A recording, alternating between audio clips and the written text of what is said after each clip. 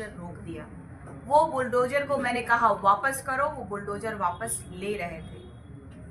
लेकिन उसके बाद जो हुआ वहां पे प्रशासन के द्वारा, वो आप लोगों के समक्ष में और पूरे झारखंड वासियों के समक्ष में, भारतवासियों के समक्ष में ये पूरा परिदृश्य जो है, जो बर्बरता है वो दिखाई दिया है।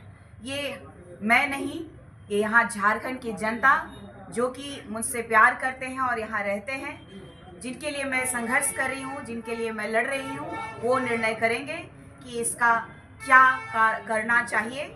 और मुझे लगता है कि हमारा जो संघर्ष है, ये ना प्रशासन मुझे रोक सकती है, ना यहाँ के राजनीतिक तंत्र रोक सकते हैं। मेरा संघर्ष जारी रहेगा। मेरी जहां जरूरत होगी हमारे आदिवासियों को, हमारे मूलवासियों को, मैं उनके लिए वहां पे खड़ा रहूंगी और हमारा केंद्रीय सरना समिति खड़ा रहेगा और लगातार हम जल जंगल जमीन और अपना अस्तित्व को बचाने का काम करेंगे।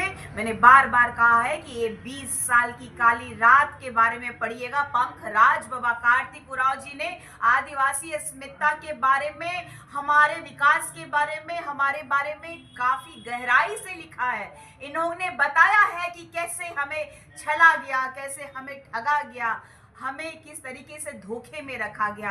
अगर सरकार चाहती तो हमें सरना कोड दे सकती थी, पेशा अधिनियम कोड, जो पेशा अधिनियम 1996 लागू कर सकती थी। चाहती तो CNTSPT एक्ट का लगातार जो उल्लंघन हो रहा है वो रोक सकती थी। समता जजमेंट है उसका सम्मान करती और सरना कोड लागू करने के लिए आर्टिकल 368 के तहत भारत के संविधान में संशोधन करने का जो प्रावधान है वो कर सकती थी। ये दुर्भाग्य है कि हम लोगों के जो परिप्रेक्ष्य में जो लिखा गया कि हम जाति उसी में होती है, हिंदू समुदाय में, हिंदू धर्म में जाति होती है और हिंदू धर्म के अंतर्गत हमें निचले पायदान पे रखा गया।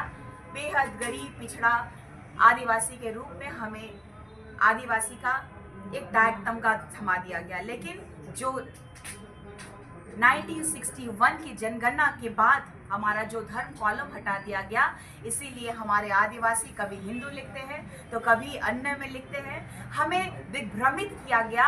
हमें जब हिंदू, मुस्लिम, सिख, ईसाई जब कहा जाता है हम सब भाई भाई, तो आदिवासी को छोड़ दिया गया। इस दर्द को महसूस करते हुए पंखराज बाबा कार्तिक उरांव जी के आदर्शों पे चलते हुए, भगवान बिरसा मुंडा जी के आदर्शों पे चलते हुए मैंने प्रण लिया है कि हम झारखंड को बचाएंगे, हम अपने जल जंगल जमीन को बचाएंगे, अपनी अस्मिता को बचाएंगे, अपनी माटी को बचाएंगे। जय जोहार, जय झारखंड, जय